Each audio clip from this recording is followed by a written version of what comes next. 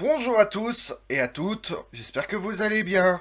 Aujourd'hui on s'intéresse à la bataille de Krunken, survenue en 1249, affrontement totalement tombé dans l'oubli, mais que nombre d'entre vous m'ont demandé, ou grâce à la short, diffusée je vous le rappelle, tous les jours à 2 heures de l'après-midi, vous voulez en savoir plus sur cette bataille, qui est pourtant la moins connue de toutes les batailles du XIIIe siècle. La bataille de Krunken constitue un épisode marquant des croisades de Balte et illustre la complexité des luttes de pouvoir en Europe orientale au XIIIe siècle.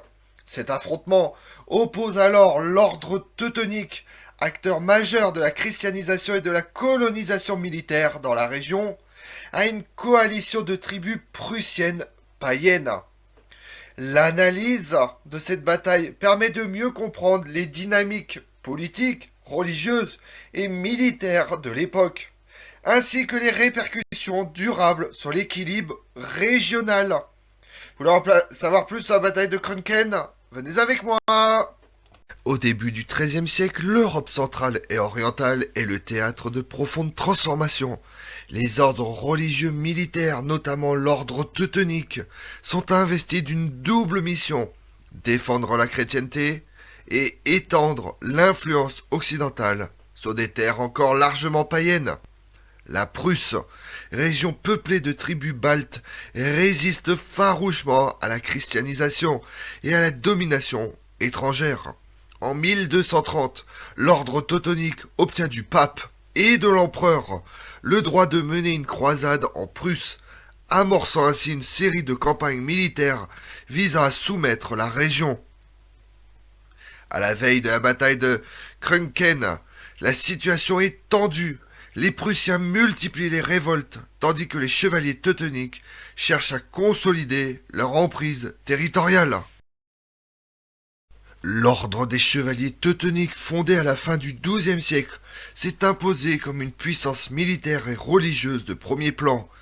Fort de ses liens avec la papauté et l'empire germanique, il bénéficie d'un afflux constant de croisés et de ressources. Son organisation hiérarchique et sa discipline militaire en font un adversaire redoutable. Face à l'ordre teutonique se dressent les tribus prussiennes, notamment les Nathangiens et les Sambiens. Organisées en clans, elles défendent leur indépendance, leurs croyances et leurs terres ancestrales. Malgré une infériorité technologique et logistique, elles compensent par une connaissance approfondie du terrain et une grande mobilité. Les tensions s'exaspèrent à mesure que l'ordre teutonique impose sa domination par la construction de forteresses et la conversion des populations. En 1249, une coalition de tribus prussiennes décide de frapper un coup décisif pour stopper l'expansion teutonique. De leur côté, les chevaliers, confiants dans leur supériorité militaire, lancent une expédition punitive visant à mater la résistance locale tout en sécurisant leur position stratégique. Le maréchal Heinrich Bottel rassemble des hommes de Kulm, Elbing, Balga pour une expédition en Prusse.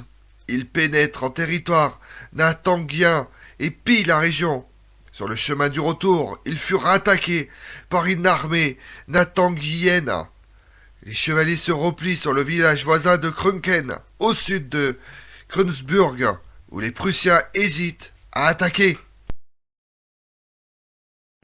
La bataille de Krunken se déroule dans un contexte d'embuscade et de guerre de mouvement. L'armée prussienne s'agrandissait à mesure que des troupes fraîches arrivaient de territoires plus lointains. L'ordre teutonique ne disposait pas de suffisamment de provisions pour résister à un siège. Les chevaliers teutoniques négocient donc une reddition. Le maréchal et 3 autres chevaliers devaient rester en otage, tandis que les autres déposaient les armes. Les Nathangiens rompent l'accord. Les forces teutoniques, composées principalement de chevaliers lourdement armés et de sergents, pénètrent en territoire prussien avec l'intention d'intimider les populations locales au vu du rompement des accords. Les Prussiens, avertis de l'approche ennemie, élaborent une stratégie de harcèlement et de piège.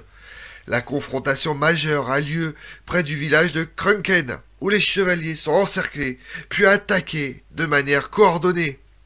Malgré leur bravoure et leur équipement supérieur, les Teutoniques subissent de lourdes pertes face à la détermination et à la tactique des autochtones. La bataille s'achève par une déroute de l'ordre. Plusieurs de ses membres sont tués ou capturés.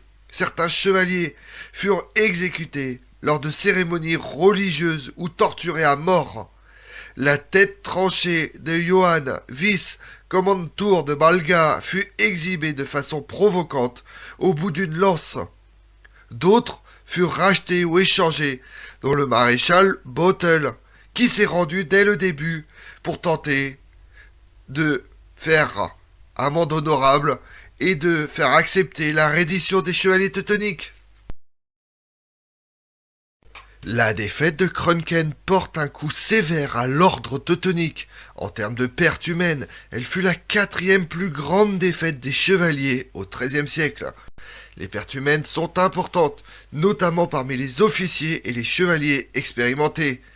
Cette victoire prussienne galvanise la résistance locale et inspire d'autres soulèvements contre l'occupant. Une telle barbarie donne à l'ordre teutonique un prétexte pour ne plus considérer les Prussiens comme un peuple civilisé et honorable. Jamais plus les chevaliers ne se rendent à des païens. Les Prussiens n'exploitent pas pourtant leur victoire et ne lancent aucune offensive sur les terres de l'ordre teutonique. Il fallut 2 ans à l'ordre pour se remettre du massacre et le venger. Sur le plan territorial, l'ordre doit abandonner temporairement certaines positions stratégiques, ce qui fragilise son contrôle sur la région et retarde la progression de la christianisation. À plus long terme, la bataille de Krunken marque un tournant dans la guerre de Prusse. Elle démontre la capacité des peuples autochtones à s'organiser et à infliger des revers significatifs à une puissance supérieure.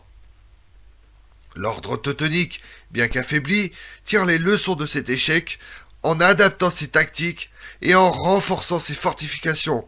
Toutefois, la résistance prussienne se poursuit, prolongeant le conflit pendant plusieurs décennies. Sur le plan symbolique, la bataille de Krunken reste un exemple fort de la lutte des peuples baltes contre l'oppression et la christianisation forcée. Et pendant ce temps-là, dans le monde, le 27 janvier 1249, le dominicain André de Longjumeau est envoyé en ambassade auprès du Grand Khan par Louis IX.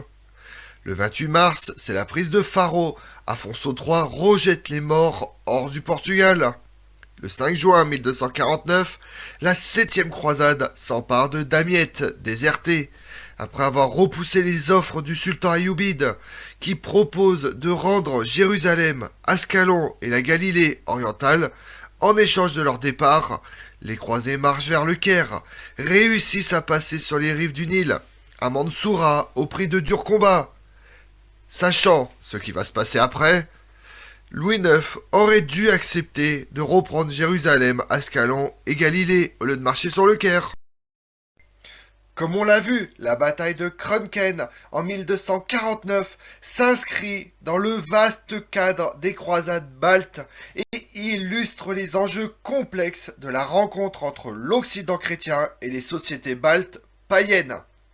Sa portée dépasse le simple affrontement militaire. Elle révèle les tensions religieuses, culturelles et politiques de l'époque, tout en soulignant la capacité de résistance des peuples soumis à la conquête.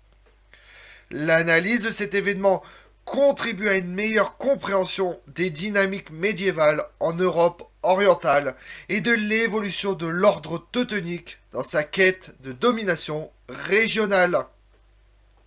Je vous remercie d'avoir suivi cette vidéo en ma compagnie. Si vous voulez connaître mes autres vidéos, retrouvez-moi sur ma chaîne YouTube Tout sur l'Histoire avec Damien, mais également sur les réseaux sociaux, Twitter et Instagram, Histoire Damien.